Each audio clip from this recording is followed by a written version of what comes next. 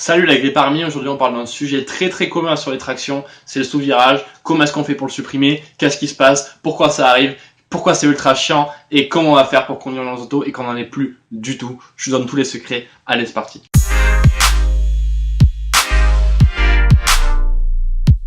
On va déjà voir ce qu'est le sous-virage, ensuite on verra comment supprimer cette chose néfaste, absurde et horrible à conduire. Le sous-virage, qu'est-ce que c'est? C'est quand la voiture en fait arrête de tourner. Prenons le cas d'un véhicule ici avec les roues avant qui sont tournées vers la droite et donc le véhicule irait dans la direction de la flèche bleue. Mais que se passerait-il si le véhicule allait dans cette direction-là, voire même dans celle-là? Ça vous est jamais arrivé de tourner le volant et que la voiture tourne moins que ce que vous lui demandiez, que la direction soit moins incisive, que vous tourniez et puis d'un coup ça élargit la trajectoire, c'est-à-dire que l'avant tourne moins que juste avant qu'il y a 2 secondes, alors que vous n'avez pas changé l'angle de volant, ou même que vous avez augmenté l'angle de volant, d'un coup, la direction ne tourne plus ou tourne moins qu'avant.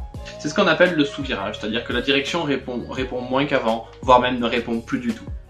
C'est ce qui arrive dans le cas où on bloque les freins, on peut donc sous-virer. Avec l'ABS, ça se fait quasiment plus. Mais par contre, vous avez sûrement été dans le cas où la voiture tourne de moins en moins, élargit la trajectoire, alors que vous n'avez pas touché l'angle de votre volant, que votre volant n'a pas bougé d'1 millimètre, et bien la voiture tourne moins, voire même si vous augmentez l'angle du volant, la voiture va moins tourner qu'avant. Ça c'est ce qu'on appelle donc le sous-virage. C'est quelque chose de très récurrent, ça arrive très souvent, surtout sur les tractions, et donc là on va voir comment est-ce qu'on en est. Alors dans un premier temps on va pouvoir agir sur les suspensions. Les suspensions ça comprend quoi? C'est un ensemble ressort, amortisseur. Donc le ressort c'est cette chose hélicoïdale en acier qui va être donc compressée, vous connaissez tous le fonctionnement. La deuxième chose, c'est donc l'amortisseur. L'amortisseur, qu'est-ce que c'est? C'est tout simplement un piston qui bouge dans un cylindre, le tout étant baigné dans de l'huile.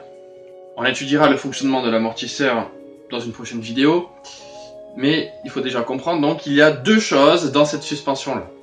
Dans le cas où on voudrait augmenter le grip de l'avant, comme augmenter le grip de n'importe quoi, en fait, on va devoir avoir des ressorts le plus souples possible. En mettant des ressorts plus souples, vous allez avoir un avant qui va avoir plus de grip. Si vous voulez par contre enlever du grip à l'arrière, ce qui est un peu moins bien, ça sera mettre des ressorts plus durs, plus rigides à l'arrière.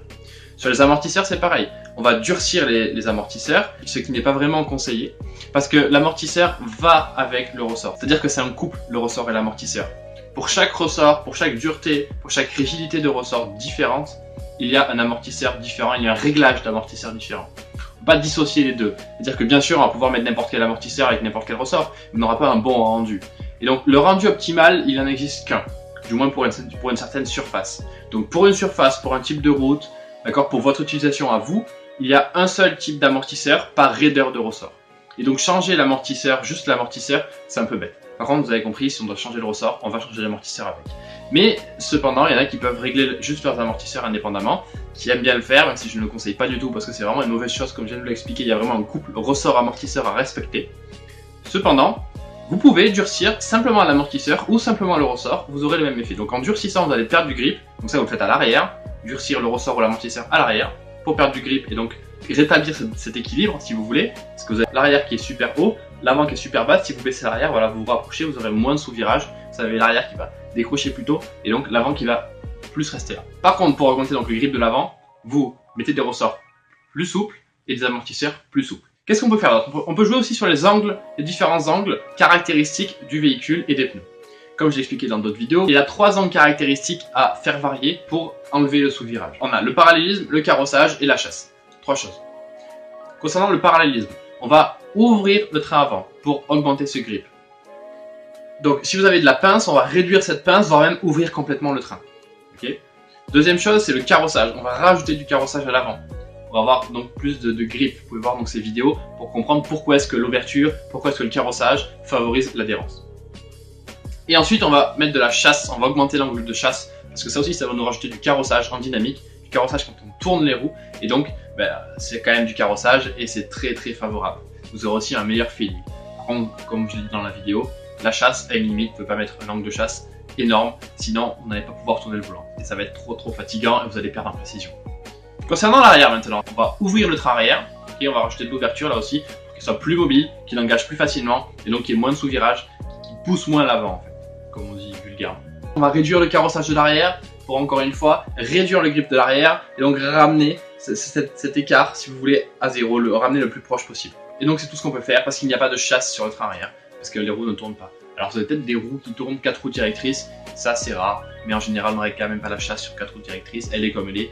Vous pouvez le faire, dans l'absolu c'est réglable, mais ça va être très compliqué, il va falloir changer des pièces, donc on n'en parle pas ici. Mais encore une fois, là c'est pareil, on va réduire l'angle de chasse s'il existe, pour ne pas qu'il y ait de prise de carrossage en virage, mais les roues, dans tous les cas directrices arrière, ne tournent que très légèrement, dans le cas où elles tournent, bien sûr. Et donc, la chasse ne changera en fait quasiment rien. On peut aussi faire varier les pneus. Alors, on peut faire varier la taille ou la pression des pneus. Alors même, l'écartement des pneus, ce qu'on appelle la voie. Alors, concernant la taille, bien sûr, plus c'est gros, plus vous avez de grip. Okay, plus c'est large, mieux c'est, concernant le grip. Donc, à l'avant, on met les plus gros pneus. À l'arrière, on va réduire la dimension des pneus. Je vous conseille juste de mettre plus gros à l'avant, parce que réduire l'arrière, c'est un peu dommage. Mais bon, si c'est votre seule solution, vous pouvez faire ça. Si on prend donc une pression donnée par le constructeur pour des pneus route, qui en général est de 2,5 bar. Ce qu'il faut savoir, c'est que si vous dégonflez votre pneu, vous allez perdre en grip. Si vous augmentez la pression du pneu, votre pneu en fait, il va pas être autant à plat, il va un peu se déformer avec la pression, et donc il y aura moins de surface qui va toucher la route. Le fait qu'il y ait moins de surface, ça va faire chauffer le pneu, chauffer la gomme, et comme c'est des gommes très très dures, ça va permettre de l'assouplir et donc d'adhérer plus. D'accord, c'est un peu contre-intuitif, mais si vous gonflez légèrement votre pneu au-dessus de ça, vous allez prendre en grip. Sur bien sûr le train concerné, donc train avant ou train arrière. Il y a une certaine limite, parce qu'à un moment donné, ça va être surgonflé, ça va donc surchauffer, et il ne va plus y avoir assez de surface pour faire l'adhérence. Et donc c'est pour ça que j'ai mis ces 3 barres là. 3 barres, c'est pas la limite, hein, la limite est un peu avant, après ça dépend de la taille de votre pneu encore une fois, ça dépend du modèle de vos pneus, de la marque, ça dépend aussi du poids de votre véhicule, ça dépend de la surface, ça dépend de toutes ces choses là, ça dépend de plein de choses, la température extérieure, la température de la route, le revêtement de la route, le bosselet, le lisse. Et donc ce qu'il va se passer sur le grip du pneumatique, c'est que si on prend par exemple ici le grip en fonction de la pression, ce qui se passe en fait c'est que au fur et à mesure que la pression augmente, la température de fonctionnement va augmenter. Et vice versa, c'est-à-dire que si on augmente la température, alors la pression va augmenter. Sauf que nous on peut choisir que la pression, la température, on la contrôle pas trop, c'est une conséquence. Donc on se base sur la pression. Donc à force d'augmenter la pression, le grip augmente, et à un moment donné, il redescend. Selon le style de pilotage, la pression au constructeur, elle est à peu près au milieu. Elle est par ici, à peu près. Et donc on voit bien que c'est pas le grip maximum. Donc en augmentant cette pression, on va faire chauffer un peu plus le pneu, la gomme sera plus tendre et on va arriver à un grip maximal. Donc on va augmenter la pression à l'avant et la réduire à l'arrière pour réduire donc ce grip. Et l'arrière, on aura ce type de grip là, et à l'avant, on aura ça. Et donc, ça va permettre encore une fois de rétablir cet équilibre là. Bien sûr, ça dépend de votre type de conduite. C'est-à-dire que la pression constructeur peut, pour vous, dans votre cas, faire surchauffer le pneu. Donc c'est-à-dire qu'on serait dans cette zone là, d'accord, dans la zone où le grip descend. Et donc, il faudrait baisser toutes les pressions. Donc ça dépend vraiment en fait des températures de fonctionnement. Si le pneu est en surchauffe, dans ce cas, baissez votre pression pour baisser la température du pneu. Mais vous ne pouvez contrôler que la pression, donc faites gaffe à ça. Mais si vous n'êtes pas à fond tout le temps, sur la route, très honnêtement, en général, la pression de fonctionnement est à peu près celle du milieu. Donc, vous baissez l'arrière, vous montez l'avant. Si vous êtes à 2 bar 5 par exemple sur la pression constructeur, c'est quelque chose de courant. Vous mettez 2 bar 6, 2 bar 7 sur l'avant, voire même 2 bar 8, et vous mettez 2 bar 4, 2 bar 3 ou 2 bar 2 sur l'arrière. Vous verrez, vous allez avoir une voiture qui est plus survireuse ou qui est moins sous-vireuse qu'avant. Vous allez voir, c'est assez cool. Un autre avantage aussi d'augmenter la pression, c'est que souvent les pneus route ont des carcasses assez souples pour amortir, pour que ce soit plus confortable à conduire. En augmentant la pression, vous rigidifiez un peu le tout. D'accord, le pneu est plus gonflé, plus dur, et donc vous sentez mieux la route. Il est plus direct quand vous tournez, quand vous engagez, c'est beaucoup mieux, vous allez voir. Donc si par exemple vous avez une pression de 2,5 bar, pression constructeur ou pression que vous avez actuellement sur vos pneumatiques, vous mettez à 2 bar 6, 2 bar 7 l'avant, et vous mettez à 2 bar 3, 2 bar 4 l'arrière. Vous allez voir, de suite la voiture va beaucoup mieux réagir, ça va être vraiment bien. Par contre, attention encore une fois, il y a une limite, il ne faut pas arriver en surpression justement, il y a une limite à gonfler le pneu, à surgonfler le pneu de cette manière-là. Bien sûr, les usures vont être un peu différentes, mais si vous mettez 0,1, 0,2, 0,3 barres de plus, il n'y aura pas une grosse différence non plus. Dans tous les cas, si vous êtes gêné par le sous-virage, ça veut dire que votre pneu a les flancs qui frottent sur les côtés, et donc l'usure, honnêtement, vous êtes déjà en train de l'user d'une mauvaise manière, et donc vous ne verrez pas vraiment la différence. Au contraire même, comme vous usez les flancs en virage parce que votre pneu ne tient pas assez, dans ce cas là en ligne droite vous userez aussi la bande de roulement centrale et donc ça sera beaucoup plus équilibré justement. Parce qu'il y aura deux façons d'utiliser le pneu différentes qui sont mauvaises l'une comme l'autre, mais elles vont s'équilibrer au final sur toute la durée de vie du pneumatique. Concernant la voie, alors qu'est-ce que la voie? La voie c'est l'écartement entre une roue et une autre sur le même essieu, sur le même train en fait. Donc ici, la distance entre les deux pneus avant ou la distance entre les deux pneus arrière. L'empattement par contre c'est cette distance là. Ok, c'est entre un essieu et un autre. Donc qu'est-ce que la voie? Nous ce qu'on veut ici c'est notre voie là.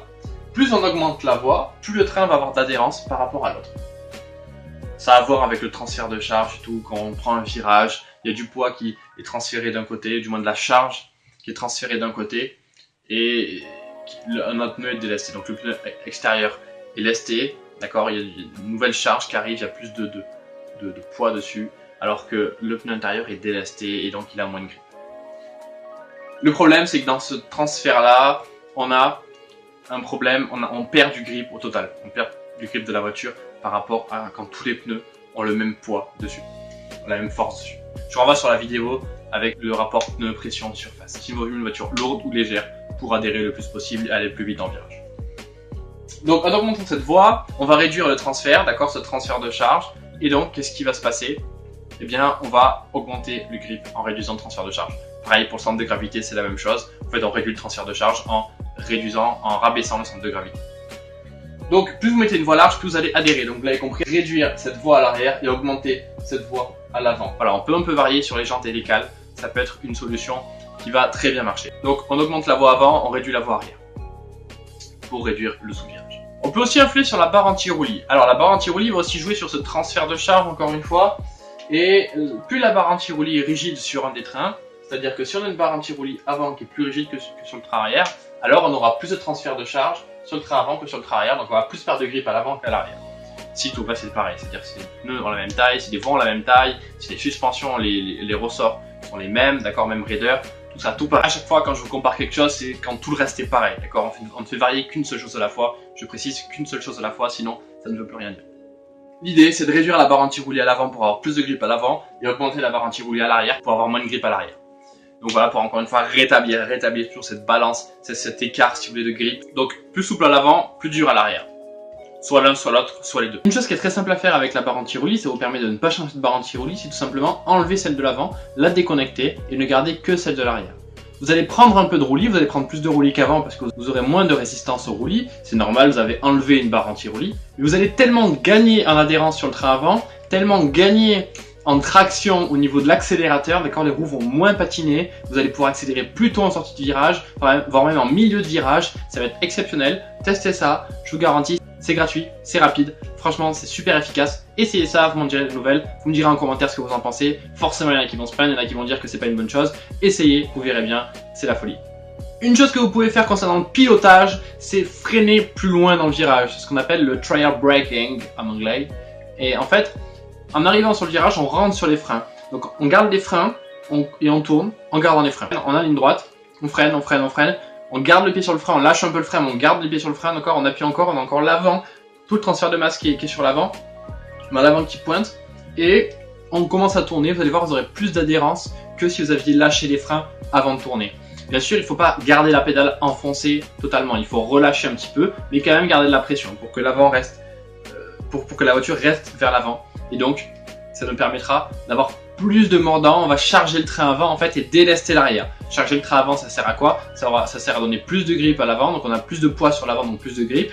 Et ça déleste l'arrière, il y a moins de poids sur l'arrière, et donc il y a moins de grip au niveau de l'arrière. Plus de grip à l'avant, moins de grip à l'arrière, la voiture sous-vire moins, tout simplement. Voire même elle est neutre, voire survireuse. Il y a des voitures, des tractions, pleine traction, qui sont très sous-vireuses, et qui dès qu'on fait ça, si on le maîtrise bien, peut amener une voiture carrément survireuse, ce qui est top. Donc en fait on peut vraiment maîtriser la façon d'entrer dans un virage selon le virage qu'on veut.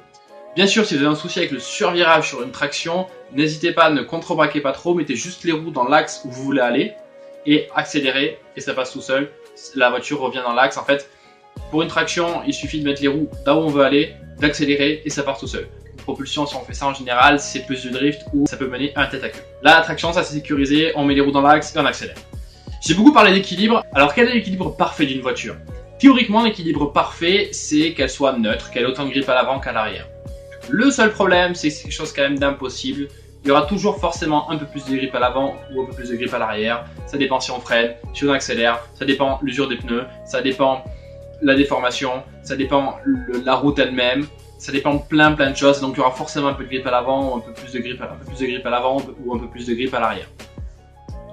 Donc, sachant ça, qu'on est dans la réalité et pas dans la fiction, qu'est-ce qu'on va faire? On va mettre un peu moins d'adhérence sur l'arrière. On a une voiture qui est légèrement survireuse en entrée de virage et qui, en milieu de virage et en sortie de virage, va être légèrement sous-vireuse. Surtout pour une propulsion ou une 4 roues motrices, c'est exactement ce qu'il faut faire. La voiture engage bien en entrée de virage. C'est pour ça que souvent on rentre un peu sur les freins pour justement accentuer ce phénomène-là. Beaucoup de personnes disent qu'une voiture ça se passe au frein, et c'est vrai. Et donc c'est ce caractère-là dont je parle. Et ensuite on accélère et là boum, la voiture sous-vire un peu, mais c'est pas grave, on a déjà tourné, on a tapé la corde, il n'y a pas de souci. On a touché la corde, on est arrivé à la corde, on n'a pas tapé non plus, sauf si c'est un vibreur et encore. Donc voilà, c'est l'équilibre parfait d'une voiture, c'est ce qu'on recherche à avoir. Donc si elle sous-vire, on n'est pas encore là, c'est normal, les voitures de série sont faites pour sous-virer, c'est soi-disant moins dangereux. Une dernière chose, c'est la répartition des masses. Alors là, c'est un peu la même idée, c'est-à-dire que plus vous mettez de poids ici, moins vos pneus vont adhérer en rapport poids-adhérence. Je vous renvoie à la vidéo voiture lourde ou légère, encore une fois, quelle est la meilleure, qu'est-ce qui a la meilleure adhérence. Plus vous mettez de poids là, pour les mêmes pneus, moins vous allez adhérer. Par contre, le poids total de la voiture ne va pas changer, c'est-à-dire qu'on aura toujours la même force centrifuge ici, sur le centre de gravité. Si on a toujours la même force, qu'est-ce qui se passe? Eh bien, on va toujours demander la même chose aux pneus, aux 4 pneus. Sauf que si ces pneus-là adhèrent moins que ceux-là, on va survirer, on ne va pas sous-virer. Là, dans ce cas-là, on sous-vire, donc on a moins d'adhérence là que là. Donc si on met le poids ici, on va avoir moins de grippe là qu'avant, ok, si on transfère. Donc là, si on a moins 100 kg ici, et puis on rajoute plus 100 kg, le poids total de la voiture n'a pas bougé. Cependant, ces pneus-là adhèrent plus qu'avant, et ceux-là adhèrent moins qu'avant. On va réduire cette tendance sous-vireuse, et c'est ce qu'on cherche. Donc, déplacer les masses à l'arrière. C'est compliqué à faire, on peut changer, on peut mettre la batterie à l'arrière, faire des choses comme ça. Mais voilà, c'est la dernière chose que je dis parce que c'est quand même pas la plus simple.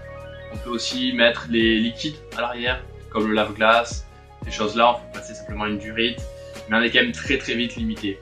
Enlever la banquette arrière, par exemple, qu'est-ce que ça va faire? Ça va justement la faire sous-virer la voiture, parce qu'on va enlever du poids à l'arrière. Alors on va aussi enlever du poids total, certes, mais voilà, l'arrière, le coefficient de friction des pneumatiques arrière va être supérieur parce qu'il y aura moins de pression dessus, moins de poids, on garde les mêmes pneus, donc moins de pression. Pour les mêmes pneus, à partir du moment où on enlève du poids, on enlève de la pression. À partir du moment où on met du poids, on monte la pression, si on garde les mêmes pneus, la même surface. Et donc, si on enlève la banquette arrière, vous allez forcément faire sous-virer votre véhicule. Ou du moins, vous allez augmenter ce sous-virage. Si maintenant votre voiture survire, ce qui n'est pas le sujet de la vidéo, mais on ne sait jamais, dans ce cas, forcément, c'est une bonne chose. Mais voilà, faites attention à ces choses-là. Si vous roulez par exemple avec un coffre chargé, vous allez voir de suite, ou avec le plein d'essence, vous allez voir que votre voiture va plutôt survirer, va supprimer ce sous-virage là. Donc c'est aussi une façon de faire. Mais bon, on va peut-être pas toujours faire le plein tous les 100 km. Donc j'espère que ça vous a plu. N'hésitez pas à mettre un pouce bleu, à mettre un commentaire, à mettre les suggestions, à mettre des questions. N'hésitez pas à vous abonner pour toutes les vidéos sur le grip, pour commenter le grip de votre véhicule, sur les tractions. On va bientôt voir des vidéos de pilotage, on va voir des vidéos de test de voiture, on va voir des vidéos de mécanique. On va aussi voir des vidéos de puissance sur la reprogrammation moteur, sur le passage turbo, sur toutes ces choses-là, sur le centre de gravité. Donc n'hésitez pas, abonnez-vous et je vous dis à plus tard dans la prochaine vidéo. Salut les grippers.